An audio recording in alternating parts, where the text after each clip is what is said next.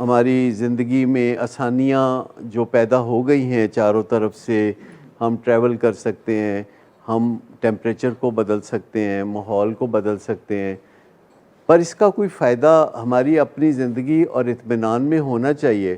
اب سائنس نے اتفاق سے یہ کہا ہے کہ ہماری زندگی میں جو خوشی ہے اور صحت ہے اس کا دار و مدار اچھے تعلقات پر ہے۔ ہم سمجھتے تھے کہ دولت اور شہرت پر ہے، لیکن دولت اور شہرت حاصل کرنے کے بعد پتہ چلا کہ نہیں، وہ تو ساری غلط فہمی تھی۔ اصل میں ہمارے جو خوشی کا دار و مدار ہے وہ اچھے تعلقات ہے، کیونکہ انسان کی فطرت میں ہے کہ اس نے اکٹھے رہنا ہے۔ اگرچہ ہم علیحدہ رہنا چاہتے ہیں، یہ ہماری لا علمی اور جہالت ہے۔ ہم چاہتے ہیں کہ ایک دوسرے سے دور ہو جائیں تو ہمیں سکون مل جائے گا، لیکن ایک دوسرے سے دور ہونے سے سکون کوئی نہیں ملتا۔ بہت سارے لوگ جو پاکستان سے جاتے ہیں تو وہ کسی سے دور جانے کے لیے چلے جاتے ہیں۔ بہت سارے لوگ جو باہر پڑھنے جاتے ہیں وہ پڑھنے نہیں جاتے، وہ دور ہونے جاتے ہیں۔ حقیقت میں ایسا ہے کہ لوگوں کا خیال ہے کہ ان کو جو تکلیف پہنچ رہی ہے وہ دوسرے انسانوں سے پہنچ رہی ہے، لہذا ان سے دور ہو جانا چاہیے۔ لیکن اصل بات یہ ہے کہ ہمیں ان سے دور نہیں ہونا، ہمیں ایسے رستے تلاش کرنا ہے کہ جو ان کے اور ہمارے درمیان جو تکلیف پیدا ہوتی ہے وہ نہ پیدا ہو۔ اصل بات یہ ہے کہ جوائنٹ فیملی سسٹم بہتر ہوتا تو پھر لوگ کیوں چھوڑتے؟ جوائنٹ فیملی سسٹم میں اور طرح کی تکلیفیں ہیں، اور جب ہم ڈس جوائنٹڈ ہو جاتے ہیں، فیملی کو چھوڑ کے دور دور چلے جاتے ہیں، تو اس میں کوئی اور طرح کی تکلیفیں ہیں۔ یہ بالکل ویسے ہی ہے کہ نشہ کرتے ہیں تو تکلیفیں ہوتی ہیں، نشہ چھوڑتے ہیں تو اور طرح کی تکلیفیں ہوتی ہیں۔ تو ٹارگٹ کیا ہونا چاہیے؟ ہمارا ٹارگٹ تو تکلیفیں ہونی چاہیے کہ نشہ کرتے ہوئے اگر تکلیف ہوتی ہے تو اس کی کیا وجہ ہے، کیا وہ وجہ دور کی جا سکتی ہے؟ تو پتہ چلتا ہے کہ نہیں۔ لیکن نشہ چھوڑتے ہوئے جو تکلیفیں ہوتی ہیں، ہمیں پتہ چلتا ہے کہ ان تکلیفوں سے بچا جا سکتا ہے، اور progressively with every passing day ہم بہتر سے بہتر ہو سکتے ہیں۔ اور 80% لوگ تو بہت آسانی سے نشے سے دور ہو جاتے ہیں، اور 16% تھوڑا مشکل سے دور ہوتے ہیں، اور 4% جو ہیں وہ بہت زیادہ تکلیفیں سہ کے تو نشے کی بیماری سے نکل سکتے ہیں۔ لیکن یہ ہے کہ ہمیں اس معاملے میں کتنی سنجیدگی چاہیے، یہ ایک بگ کویسچن ہے، کیونکہ عام طور پر جو فیملی ممبرز ہوتے ہیں وہ یہ سوچتے ہیں کہ ہمارے مریض کا واحد مسئلہ نشہ کرنا ہے، جبکہ یہ واحد مسئلہ نہیں ہوتا۔ کریکٹر ڈیفیکٹس جو ہے وہ نشے کے مسئلے کے ارد گرد بہت گنجلک صورتحال پیدا کر رہے ہوتے ہیں۔ کریکٹر ڈیفیکٹس کی نظر سے دیکھنا زیادہ بہتر رہے گا، اور ان کے اوپر کام کرنا ضروری ہوگا ڈینائل سے نکل کے۔ آپ ساری دیکھ کو تو نہیں دیکھتے، آپ وہ تھوڑا سا صحیح دیکھ کے اندازہ کر لیتے ہیں۔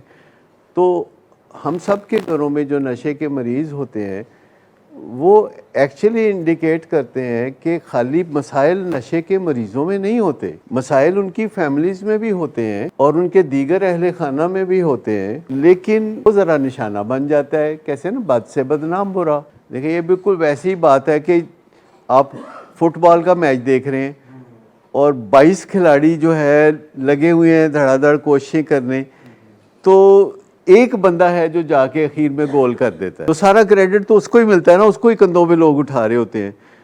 اور اگر کوئی پینلٹی کک ہو یا کوئی بھی چیز ہو اور گولی اس کو بچا نہیں سکتا، سارے جوتے اسی کو پڑتے ہیں۔ میں آپ کو بتاؤں کہ جو اول آتا ہے اور جو دوم آتا ہے کسی چیز میں، ان کی صلاحیتوں میں کوئی خاص فرق نہیں ہوتا، پر اول آنے والے کو گولڈ میڈل ملتا ہے، دوم آنے والے کو سلور میڈل ملتا ہے۔ تو گولڈ کی اور سلور کی پرائز کا فرق پتہ ہے آپ کو؟ اور سوم آنے والے کو برونز ملتا ہے، اور پیچھے کچھ بھی نہیں۔ ابھی یہ جو ورلڈ کپ ہوا ہے، اس میں جنہوں نے ورلڈ کپ جیتا ان کو شاید 40 لاکھ ڈالر ملے، اور جو رنر اپ رہے ان کو 20 لاکھ ڈالر ملے، اور جو سیمی فائنل جنہوں نے کھیلا ان کو 10 لاکھ ملے۔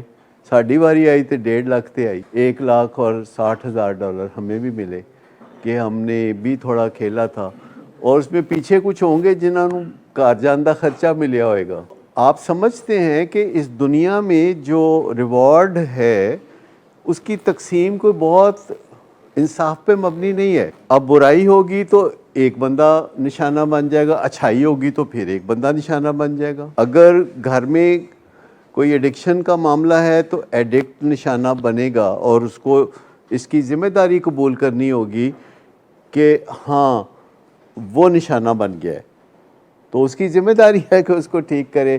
وہ یہ کہہ کے اپنے آپ کو تسلی نہیں دے سکتا کہ جناب میرے حالات یہ تھے, میرے وہ تھے.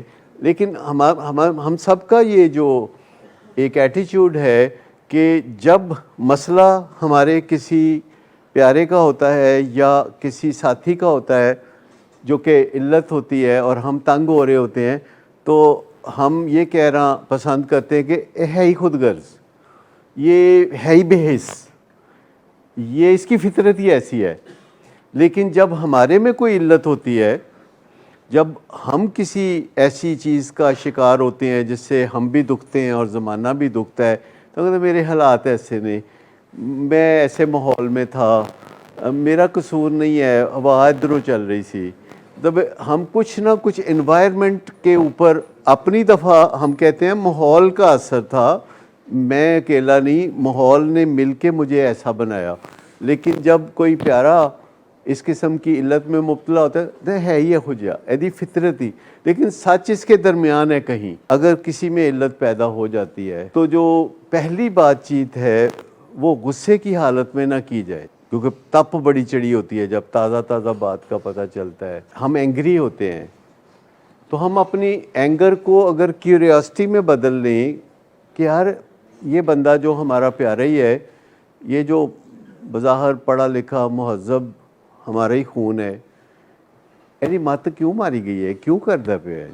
تو یہ ہمیں, اگر ہم اس سوال کو ذرا اپنے ذہن میں اس کیوں, کیا, کب, کہاں, کیسے کو بیچ میں تلاش کریں, تو اس کو ہم تجسس کہتے ہیں. کیوریوسٹی, وجہ کی بنی, یعنی کیتا کیوں ہے. تو یہ کرتے کرتے غصہ اتر جائے گا اور ہمیں پتہ چل جائے گا کہ اچھا یہ معاملات ہیں اور ایسے ایسے حالات تھے اور یہ یوں ایسا ہوا تھا. تو پھر ہم بات چیت کرنے کے لیے تیار ہو جائیں گے. اور جب بات چیت کریں تو ماحول کو بچا کے رکھیں, ماحول کو بچا کے رکھیں, کیونکہ یاد رکھیں کہ کوئی بھی پیچیدہ مسئلہ ایک بات چیت سے حل ہونے والا نہیں ہے. کوئی بھی پیچیدہ مسئلہ بہت زیادہ بات چیتیں چاہتا ہے, بہت زیادہ بات چیت مانگتا ہے. اور 10, 20, 30, 40, 50 دفعہ بات چیت کرنے کے لیے تیار ہو جائیں. اور اتنی دفعہ بات چیت کرنے کے لیے ماحول کو صحیح رکھنا بہت ضروری ہے, ماحول کو صحیح رکھنا تاکہ ہم بات چیت کر سکیں. جسے ہم کہتے ہیں نا نشے کی بیماری کا دوسرا نام ہے تصادم. اس پہ غور کرنے کی ضرورت ہے کہ یہ جو بیماری جس بندے میں آ جاتی ہے, چاہے وہ نشہ شراب کا ہو یا دوسرے منشیات کا, یا وہ کوئی ایڈکٹیو بیہیویئر ہو جیسے کہ گیمبلنگ یا ورکوہولزم یا کوئی بھی ایسا اور علت. بعض اوقات علتیں بہت خوبصورت شکل میں بھی آتی ہیں, اور ان علتوں کے حوالے سے جب بھی ہمیں مسئلہ درپیش ہو تو جو ہم بات چیت کرتے ہیں وہ ایک دفعہ بات چیت کرنے سے مسئلہ حل نہیں ہوگا. علتوں والے بندے سے آپ ایک دفعہ بات چیت کریں اور کہے کہ جناب مسئلہ میں تھوڑا حل کر دیا گا, ایسا کبھی ہوتا نہیں ہے. آپ کو مسلسل بار بار اس کے ساتھ کھل کے بات چیت کرنا پڑے گی, اور جب آپ کو ضرورت ہو آپ کو اس پوزیشن میں ہونا چاہیے کہ آپ 2 منٹ 3 منٹ بات چیت کر سکیں. اور اگر آپ یہ کہیں کہ جی 2-3 منٹ نال انہوں کوئی فرق نہیں پیندا, تو میں کہنا 2-3 گھنٹے نال بھی کوئی فرق نہیں پیندا. تو پھر کم از کم ٹائم ہی بچا لیں, پھر اور کچھ نہیں تو ٹائم ہی بچا لیں. لیکن ریپیٹیشن جو ہے سائنس کہتی ہے کہ یہ بہت زیادہ اثر کرتی ہے, اور سائنسی اصولوں کا اگر فائدہ ہم اپنے اس بیماری میں اٹھا لیں تو بہت اچھا ہے.